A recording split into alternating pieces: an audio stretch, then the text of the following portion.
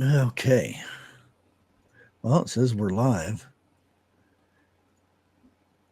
Usually takes a couple minutes for everything to fire on up.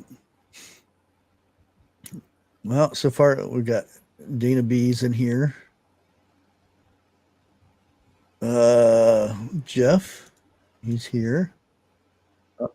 Uh, there we go. Now we're live. Well, that was almost, it was about 20-second delay there. Yeah, mine's saying that it's been 39 seconds, 40. We got Little Lone Prepper, Shift Kicker.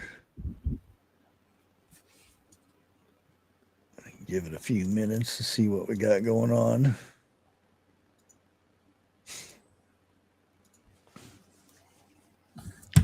Oh, B Charming's here. Oh, hope everybody's staying nice and cool today. It's been a warm one, I'll put it that way. Yeah. I didn't go outside much. I was out there. I had to put a new water for my rabbits because it's leaking, so I'm having to go out there 3 times a day to put water in there. And just got it today and went out there and cleaned their pen up a little bit, and they're happy. Yeah. Yeah, I go out to the road. Well, I'm starting to do it again every morning, but oh my gosh, the mosquitoes were out and I was in short sleeve shirt. Darren. Hey, Thor.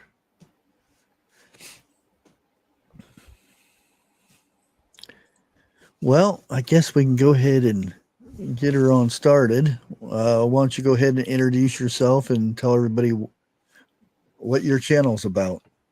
All right. My name is Tracy Hand. And my wife and I we were homesteading before we knew what homesteading was, canning food, gardening, and stuff like that. We started off in an apartment in Penn, New York. And the landlord let us have a garden in back of it while we were in the apartment. And then we moved back up to my home in Port Leyden, New York, to be closer to family. And we were on 2/3 of an acre there, and we just kept growing and growing as far as gardening. Then we got chickens and bees, and we just didn't have enough room. So about 7 years ago, we found this 20 acres of land, of woodlot in upstate New York and in Ava. And we carved ourselves out a little homestead on it. About 3, I think I got maybe 4 acres now that are cleared off it. And then unfortunately my wife passed away with cancer a couple years ago. And so I've been doing it alone for a while, but we're still keeping it up. We are fully off grid. The only wires going into the house are for my solar panels, my generator, and my well. And started a YouTube channel in 2021. Well, I had the YouTube channel before that, but I started taking it seriously and found the direction to go to with the homesteading, and I do a little bit of prepping and stuff like that too. Well, you're a homesteader, so that's yeah. And I tell people about I don't like the word prepper, even though I say that I'm prepping or doing whatever, but it's just so much more than that. Oh yeah. Yeah. And it's just like homesteading. That's what you go back 100, 200 years ago.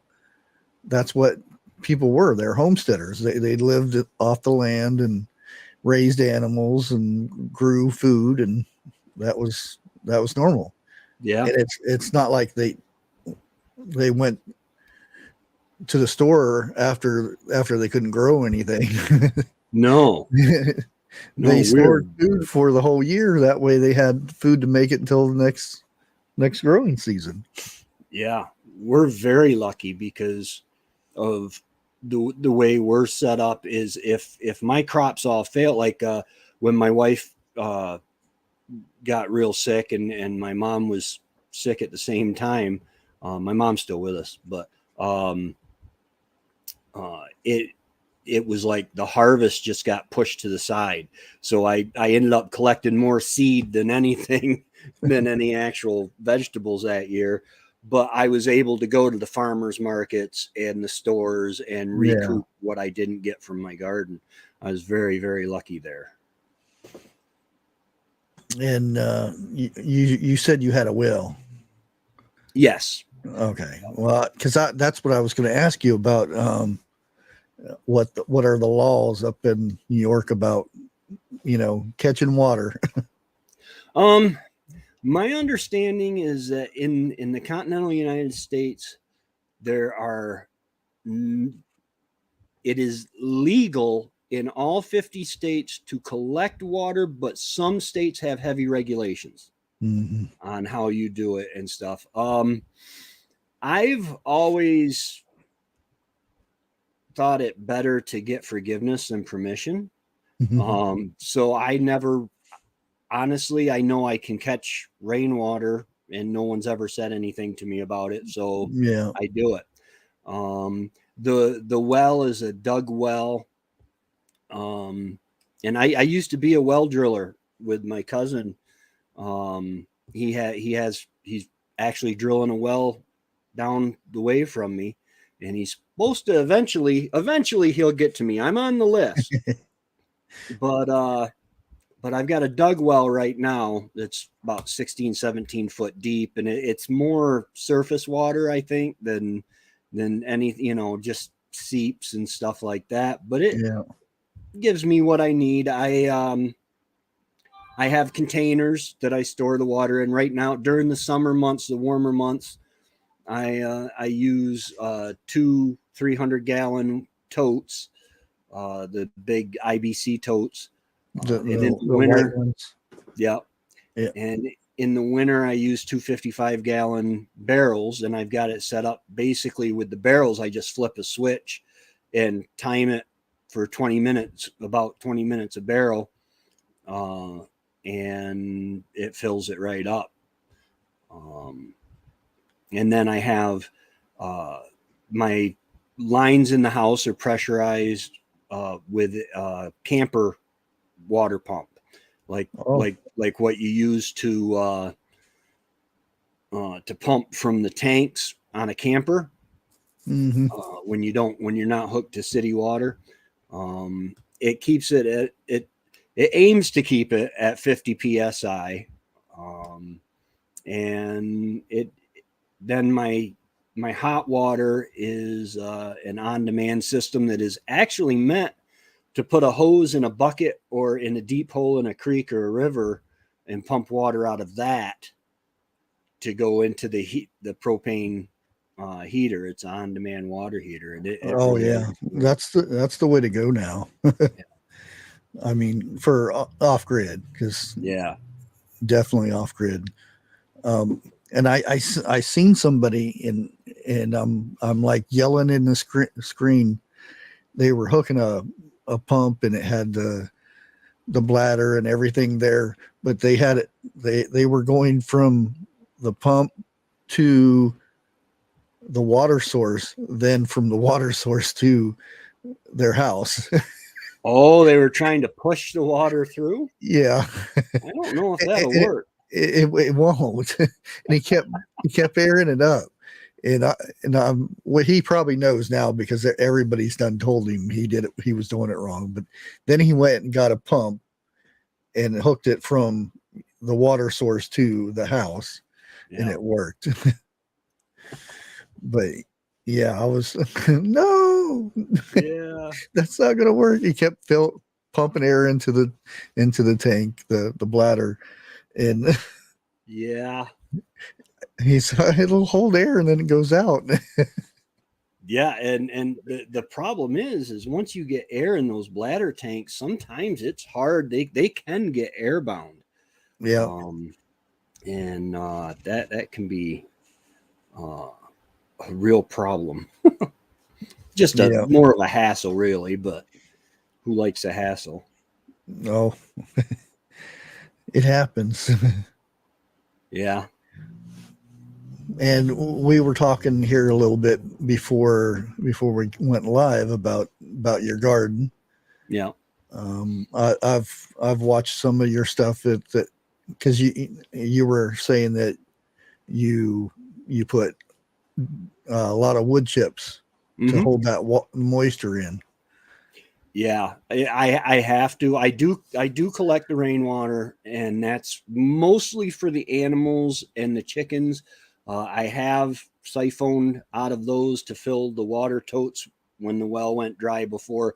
I do have a filter system on the house water, but yeah, it's pretty close to a must because like Oh yeah. we were talking, we haven't had rain in like 3 weeks, and there's no way I could keep a garden going with that little bit Oh of, no. of rain.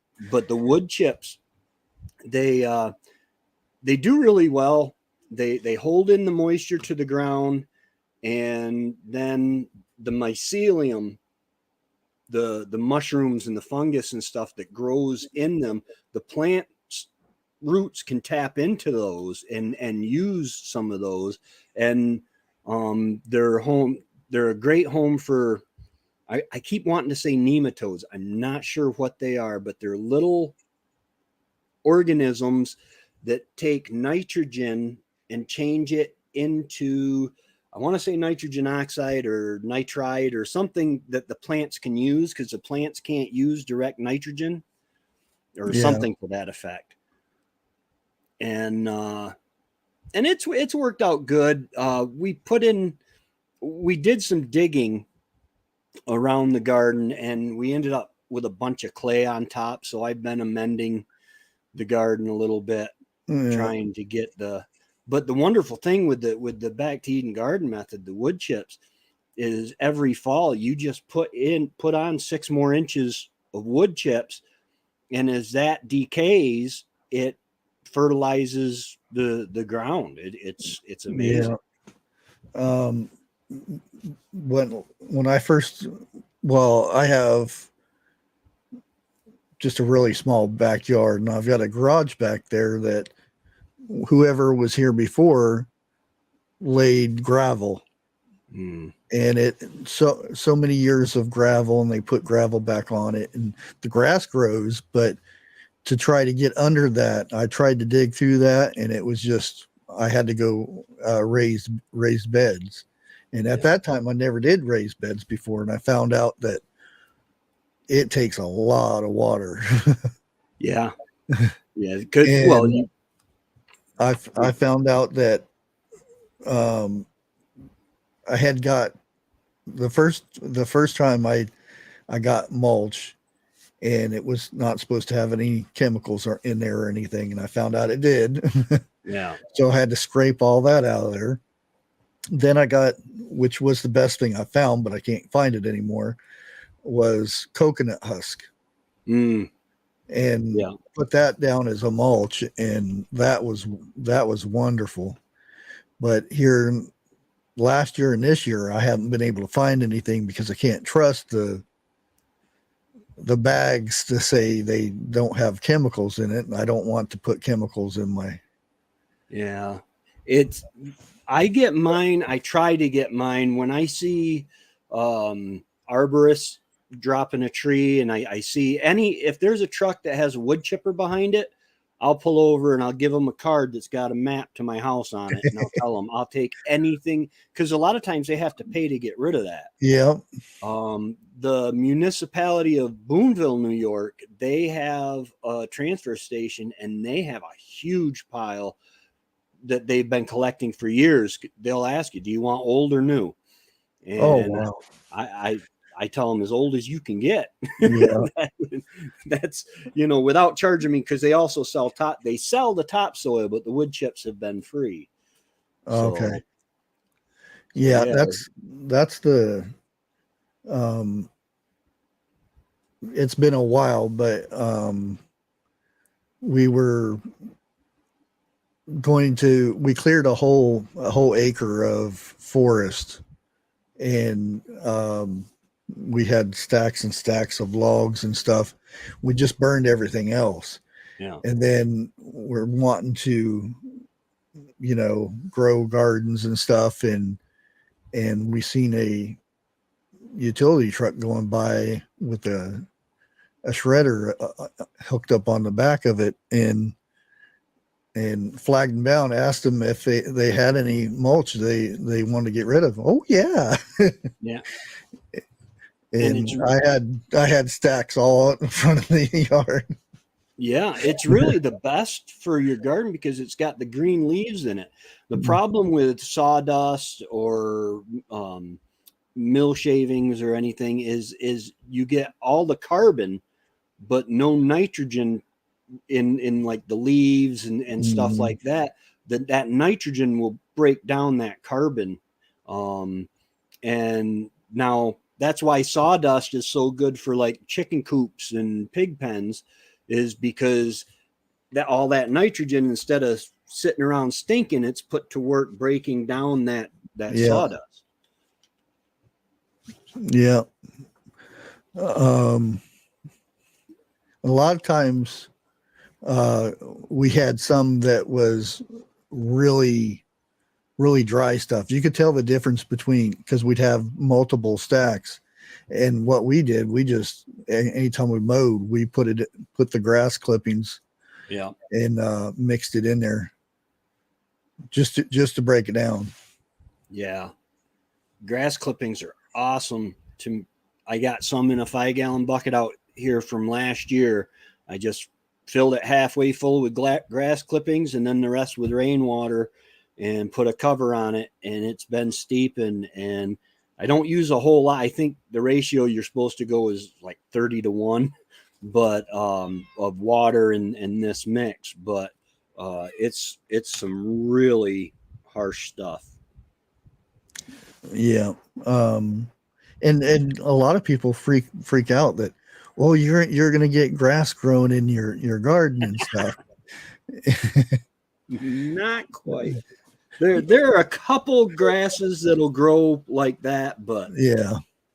I mean, if it was all turned to seed, I can see, but normally your grass is not going to be like that.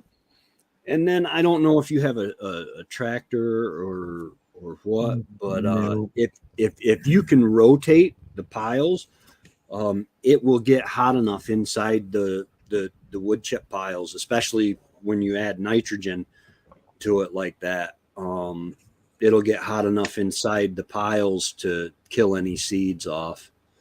Oh yeah. The only critters that I can have are rabbits, and it's real iffy if can have more than a few. They're supposed to be 50 feet from all buildings, which is kind of weird, even if it's a garage. Wow. Yeah, this town is very weird. You can't have chickens, no birds, nothing. The only thing that they do allow is rabbits, and you're only allowed to have 4 of those. And now, are you in the States or Canada or Ohio? Ohio. Yeah. Okay.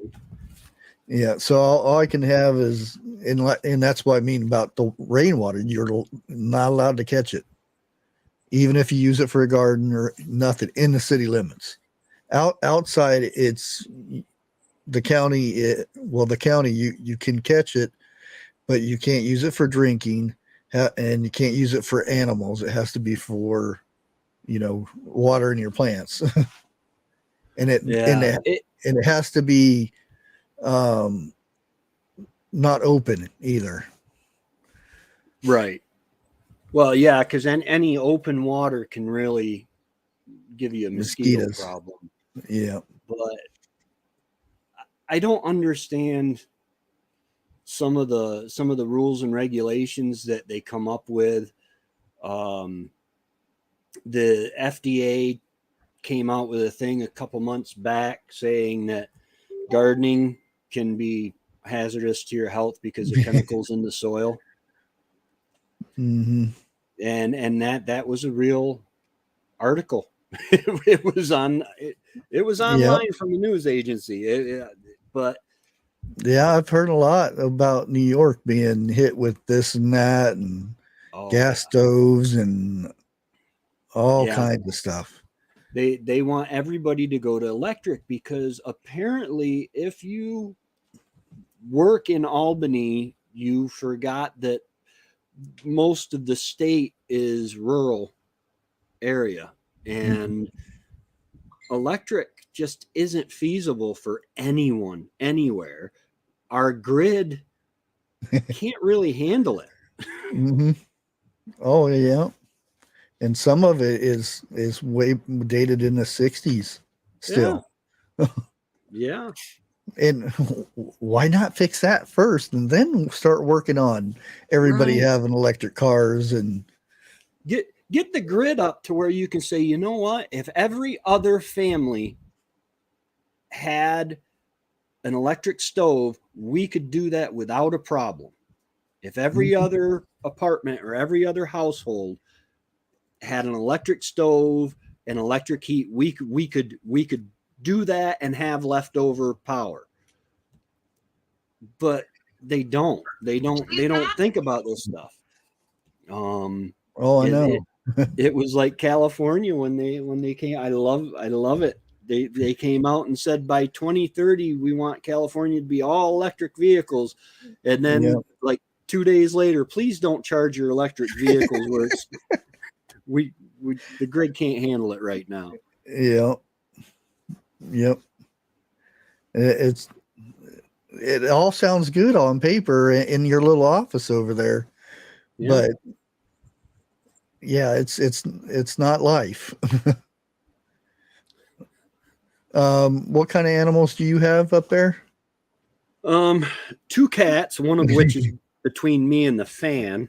I have about 17 chickens, and right now 3 piglets that they don't seem to be growing this year. I don't know, but and then I'm in the process of, I've got the pad leveled and everything. I'm going to build a pole barn so I can get some more animals. I'd like to have some rabbits and be able to raise turkeys and meat birds and such as that. Also, because I'm very lucky.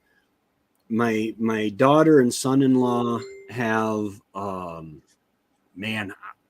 I'm gonna guess they've got over 60 head of black and red Angus cattle now. Oh, and so I can get that from them, and he is a stickler for,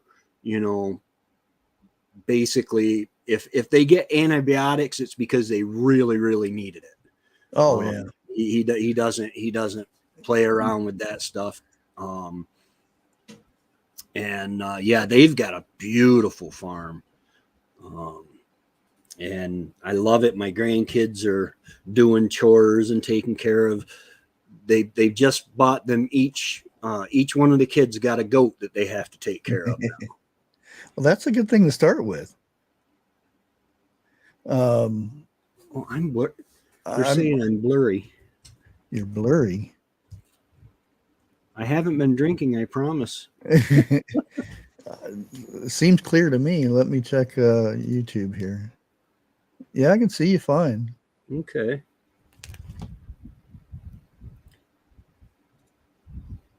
All right. But yeah. Goats are they full size goats or little pygmy guys? I'm not sure. I think they're Nigerian dwarfs. Oh, okay. But I don't remember her saying what they were. But they got them from we have a place in Rome called Fort Ricky Game Farm, where it's kind of like a huge petting zoo. You can go to see the animals and stuff like that. And they were getting rid of them. And so she was able to get them from there. Yeah. I got a little pygmy goat for my boys when they were, and Jeff, my co-host for Tuesday nights, he wouldn't have been able to have been around this goat because if somebody farted, the goat would faint. And every time, little squeakers or whatever, he would go and flop over. And my boys kept wanting beans for supper just so they could make the goat, flop over. And he was the cutest little guy. And nobody had, I don't know what they're called. The little plastic things on the end of your shoelaces. Mm-hmm. He'd chew as soon as somebody walked by and he could get a hold of that. He would chew that thing off there. Yeah, my Uncle Ronnie and Aunt Nancy they had a goat that lived in the house with them and everything, and we were butting heads with it. I was, I don't know, 14, 15, and it was just a little thing, but I would just walk up to it or crawl up to it with my head and tap it, and it would poke me. Well, I wasn't paying attention, and all of a sudden it reared back up on its hind legs and came down and hit me. And yeah, that game ended quick. Yeah, they can do some damage. Yeah, I've seen them getting into it pretty good. Yeah. Okay, it's about our halfway mark, and this where he asks everybody in chat and say if they got any questions for our guest tonight. It's best to do them all in caps or say question or something like that to get our attention. And like we were talking earlier, that you planted your onions, and that's the way I like doing my onions is from seed. Mm-hmm. This year I didn't have time to do it, but I did the sets because that's all I had. Because I feel when you do it from seed, they're bigger by the time harvest time. They're so much bigger. I'm working on my timing because last year I was so excited for the gardening season that I started, the first week of March, I started planting stuff inside, and that didn't go over very well because it was way too early for upstate New York. And so this year it was the first week of April, and I think I'm going to wait till the middle of April. Maybe that'll help me with my tomatoes a little better so that they don't get so leggy before I have to transplant them. I thought it was going to be behind this year, but it actually came out perfect for me. Yeah. And we do have a question. Do you use frequency sounds for plants? Myself, no. I use I do have grow lights inside, but basically I'm on a 20-acre woodlot surrounded by woods, and with the birds, I try to have a healthy ecosystem with the birds, the chickens, the roosters crowing all the time, the cats. I'm hoping that they're getting that, but that is something that I have looked into, the different studies with actually different types of music that they play Yeah, for music. Yeah, the corn. It's pretty interesting. yeah. I'm, and it sounds weird, but I've had chickens in the past, and we had issues with raccoons and possums sometimes coming up and getting our chickens. I've had a dog out there and they still come up, and old timer told me, he said, run your extension cord out there and play some music for your chickens. Yeah. And I thought he was joking. And, but no, I did the high tech thing. I put a little solar panel out there and a little radio, Yeah. and hooked the radio up. I never had any trouble with raccoons or anything after that. I used to have a radio in the chicken coop when we lived in Port Leyden. We were on the grid then, and I'd have a mouse or two every once in a while. I don't think you can really discourage them much. Yeah. But yeah, the chickens seemed to like it, and I didn't really have too many things trying to break into the chicken coop. Whatever that was.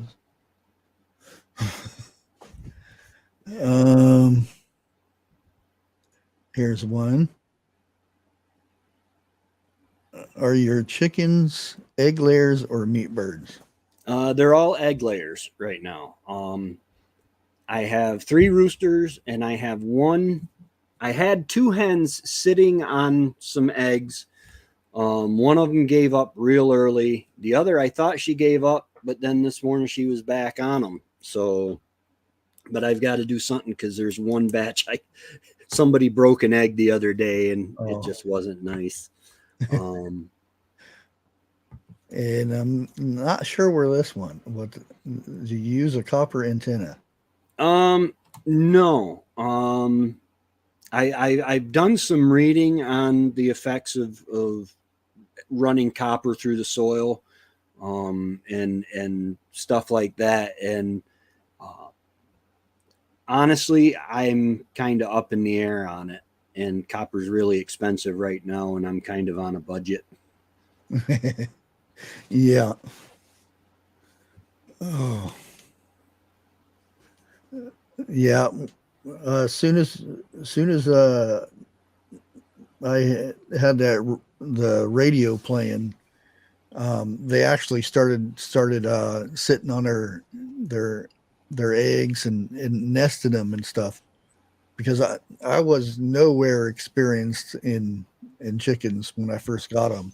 You learn a lot. You learn a lot just having them, and then you find out,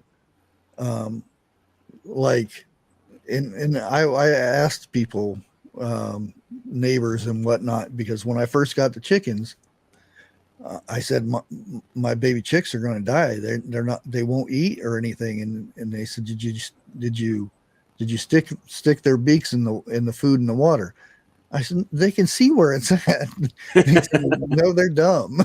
Yeah. You have to show them. And as soon as you show them, they'll eat it. And I'm like, really? So I went and did that, and they were going to town. Yeah. That's an amazing little thing that you just don't know. Yeah. When I deal with chickens, I usually like my new neighbors. They're down the road from me across the way, and they just got chickens and ducks. And I told them, I said, listen, they have the brain the size of your pinky fingernail, and they peck at their own poop. You just don't expect them to figure a lot of stuff out on their own. Did I ever use the life straw community, not the regular life straw. I'm not sure. I have a life straw, but I would use it only on an emergency because they're not as good as they're advertised and everything, because they don't work like you would think they would, because they say they can filter up so many gallons, 10, 20, 50 gallons, but that's clean water that it will filter, not something you would find out in the woods and whatnot. Yeah, I buy the they're kind of like the life straws. They're the cheap ones at Walmart. And like when we go camping, my brother and I, we haven't done it in a couple of years. We used to take a bunch of boys from youth group camping, and we would hike back into the Adirondacks and use the lean-tos and stuff. And I would take one, and after each camping trip, I would throw it. I mean, it was $20, but Yeah. $20 or Giardia. or boiled water. And boiled water, there's something that happens to it when you boil it. It just doesn't taste the same. Mm-hmm. And well, you can actually, once it cools, you can shake it for a good while, and it may get some oxygen back into it, because I think it kills a lot of the oxygen, because technically water can't go bad. It can go stale, but it can't go bad. It's the other stuff you introduce to it that makes it bad.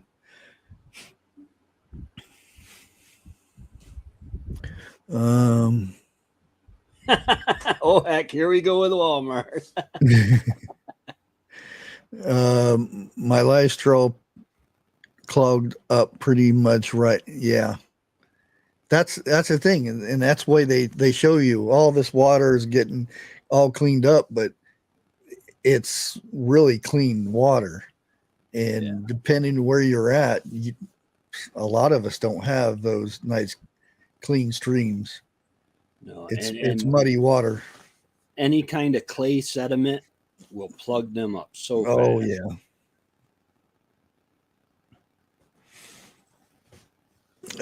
So I always have a hard time remembering this because I keep saying Shed Wars, but Global Gardening Community and Homesteading Tools, or I think that's it, something like that. Yeah. You're in that also. Yeah. Is it? I think it's your first year, isn't it? Yeah, it's my first year. Remy from Rem's Family Farm talked me into it because, like I said, the last couple of years I haven't finished well. My harvest, I mean, I've had extenuating circumstances, but I really want to finish well. I do all this work in the beginning of the year, and then next thing I know, I'm collecting seeds instead of beans, and so I'm hoping it's going to motivate me to finish well this year. There's a great community that's in with that. Yeah. And now we've got the third, I guess, there are three teams. I'm on Team Willet Grow. Then there's Homestead Aquarius. I feel sorry for you. Homestead. Yeah, I'm on Willet Grow. Yeah, I love John. John is awesome. and maybe I won't. Maybe I'm trying to float under his radar, but he's let me know he's watching. And then they have the third team, Wilson's Misfits. And I heard that they're growing still, so that's awesome. Yeah, I'm trying to get Jeff to join the Misfits. Well, it's just, how much do you grow in a season? I mean, how we put all this work in, and okay, we had enough beans this year or beets this year to last the winter, but how much food did we actually produce ourselves? And it's a very interesting question. Yeah, when the first year I thought, well, I'll probably do about 20, 30 pounds of tomatoes, and I'll have a little bit of peppers, and that it. And I've been averaging about 200, 250. But this year I've already had some because of little bunnies Yeah. and sweet potatoes that I didn't have the previous years. Yeah. So Yeah. I'm I think hoping my big hope is in New York, I can get a deer with muzzleloader, with bow, and with rifle. I'm hoping to fill all three of those before the deadline. That would be nice. yeah, I really I miss hunting. Mm, And since I've been in town, I haven't done any of it. yeah. Um, when and I didn't have a whole bunch of land. It was a sliver of land next to a canal, and I actually had the canal filled in so I'd have more land, Yeah. and so I'd have more garden, and because I had ducks and geese, and which it was a mistake, but goats and pigs, and on that little bitty area. And whenever I wanted something, I could just hike up into the woods and nab something. Yeah. We And have a lot of state land, and I'm fortunate being uh, medically retired through the VA. I'm able to hunt on weekdays when a lot of people can't, so I'm very blessed that way. um, I can wait till like Tuesday when everything starts calming down, Tuesday and Wednesday. And yeah, do you get to do much fishing up there? yeah, I haven't, but my wife and we used to fish a lot. um, she was a worm fisher woman and I was a lure fisherman, and she outfished me almost all the time. But I just couldn't sit there and watch a bobber. Yeah, I just couldn't yeah. do it. Um, but yeah, I have Delta Lake is nearby. Um, there are all sorts of ponds and rivers. The Mohawk River, um, I think it's the Mohawk River that Oh, runs. you're kind of close to a friend of mine up there in Oh, that area. cool. Yeah, because I've heard her talk about that lake and stuff before. Yeah, yeah. Delta Lake is a beautiful. It's a reservoir. It was actually a town, and I think somebody got mad at it and they built a dam. but I had a friend that's a scuba diver, and he said you can still kind of see some foundations, or Structures. yeah, not really anything standing still, but you can see where you could say there was a town there. But it's got bass and pike, and chain pickerel and perch and trout. I just last spring I bought a trout rig, a light trout rig, because everything I had was set up for bass and that heavy hit. So I wanted to tone down a little bit for the trout, and it hasn't seen the water yet. Well, that's another thing. Well, at least in my area, there is no trout. Well, you can get some lake trout in Salt Fork over here, but very seldom you will. It used to be a lot more. You would catch some big old lake trout, but not much anymore. Yeah. And when I was one of the places that I was in, I don't remember where it was at, but I knew it was in upstate, and it was just a small stream, and there's a tree that went over top of the stream, and I got up there and would dangle bait. Will you stop? I would dangle bait, and I'd get trout left and right. and that was some of the best fish I ever ate. Yeah. Yeah. There's something to be said for a nice brook trout, brown trout, rainbow that's cooked on the shore. Yeah. There's something. My brother, he is like a campfire aficionado when it comes to cooking. He's pretty good. Oh yeah. I remember I used to get these sticks. I'd find a certain branch that would, you, if you got a fish of just the right size, you could spread the fish out and you just cook it and flip it over. I got really good at it. Nice. After a while, but yeah. I plan on trying to get some more fishing in. Like I said, I wanted to go check out a place. I got too busy again today, so I didn't go to check it out. to see if I'm able to go fishing there again. But what other things do you have planned for your channel moving forward? Well, I'm about to build a pole barn, and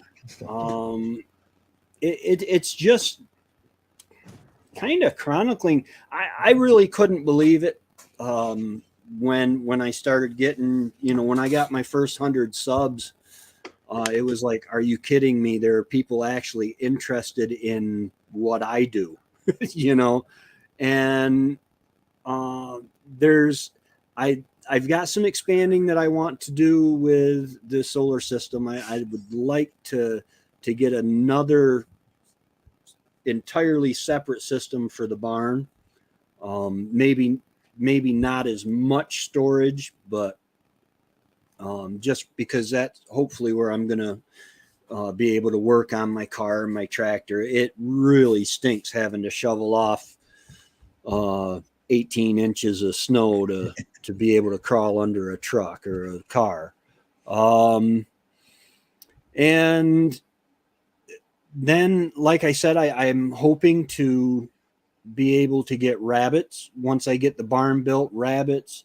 I want to raise turkeys and meat chickens. It just opens up my whole realm of possibilities, just having that space to use. I mean, it's only going to be a 24 by 32 foot barn. Well, that's still pretty good size. Yeah. When you don't have one, especially. Yeah. Yeah. Hey, Remy's here. But yeah, it's, I would like, my wife and I always wanted goats because the whole dairy aspect of it, and they're just so stinking cute and have such awesome personalities. So I'm thinking I might get me a couple goats. And Trevor's been talking, he's been trying to convince me for 3 years to do the Dexter, the mini cows. They're a small breed cow. You still have to raise them for, I want to say 18 months or something like that, but they're just smaller and they're made for a small homestead that doesn't have a lot of pasture. Mm-hmm. Yeah, because the normal size ones, you need at least minimum of an acre just for him to eat in. Yeah. Or you're going to be spending a lot of money. Well, yeah. And I would end up, Trevor said, well, your front lawn, I have a pretty decent sized front lawn. And he said, then you wouldn't have to mow it anymore. And the problem is you get a 800-pound cow, 500-pound cow, whatever, and they're gonna dig it all up with their hooves, and it just wouldn't be a really nice lawn. And I think, I don't know if that's for me or you, but for, I don't know, I wouldn't call them tame rabbits, but my caged rabbits, I can eat them whenever they're ready to eat. Yeah. The only thing, I love rabbit hunting. I haven't done it in several years. My brother's a member of the Beagle Club, and I love hearing the dogs run rabbits. But the only thing that really limits us on when we eat them is the hunting season. Oh yeah. Well, and you usually after a good frost.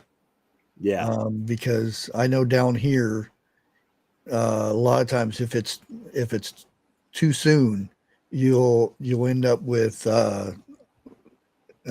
bugs and things. Yeah. And you always have to watch out for the worms and whatnot. And that's why it's good after that frost. Yeah. I know with the varying hair and the snowshoe that we have around here, they I lost it. Your mind ever do that? But they basically are winter month because of the conditions are right, other seasons are out. You don't want your dogs out during, like, trapping season is right before rabbits. Actually, it's during the first part of rabbit season. There's trapping season still open, and a dog seems to be attracted to the same things that a fisher would be. Oh, So hey, Agent J.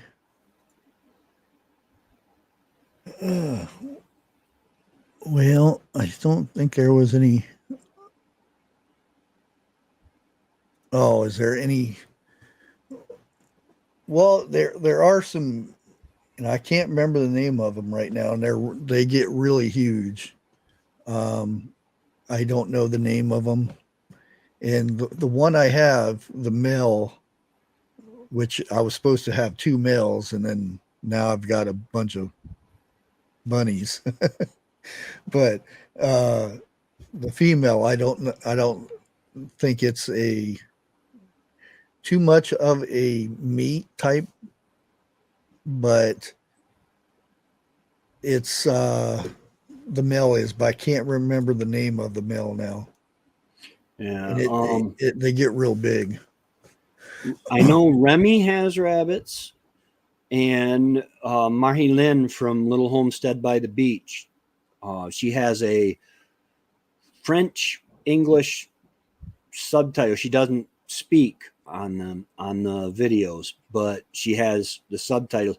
But if you contact her, they raise rabbits and harvest them for winter freezer meat. Yeah.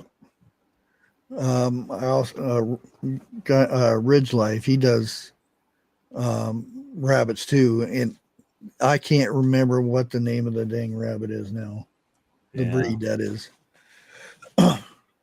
And that's where I heard from because he'll break them down and grill them and smoke them and everything. And yeah, and I think it's like a few 100 pounds a year from his just little 3 cages. Yeah. There's a big difference between wild rabbit and hair meat and the tame rabbit hair meat, from what I understand. Oh yeah. Because I know the hair has to be cooked just right. Oh yeah. Oh yeah. I love that stuff. Boy, my soil has come to life after I've had to mix the rabbit goodness in there. Yeah.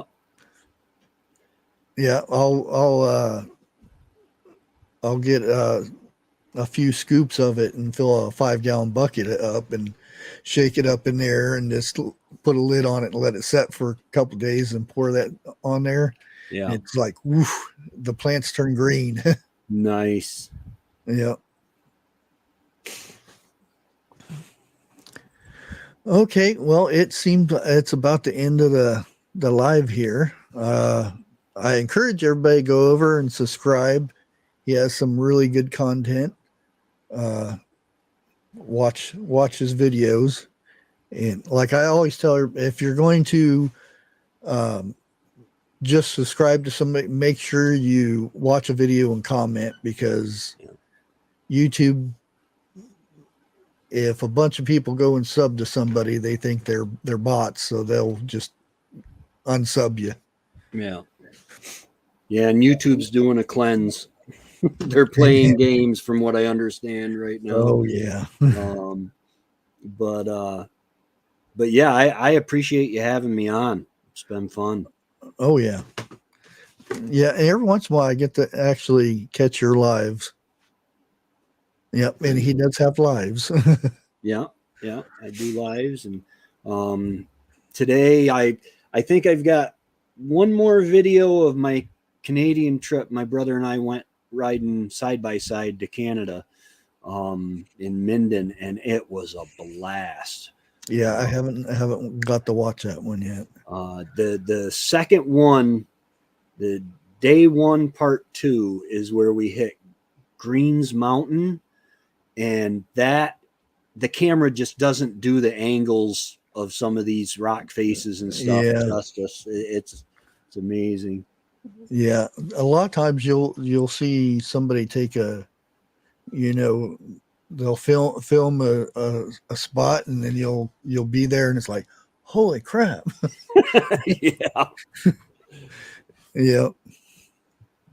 But thanks for jumping up here, and I'll be live over on Jeff's tomorrow and back here again with another interview on Friday. And I want to thank everybody for hanging out with us tonight, and we will catch you on the next one.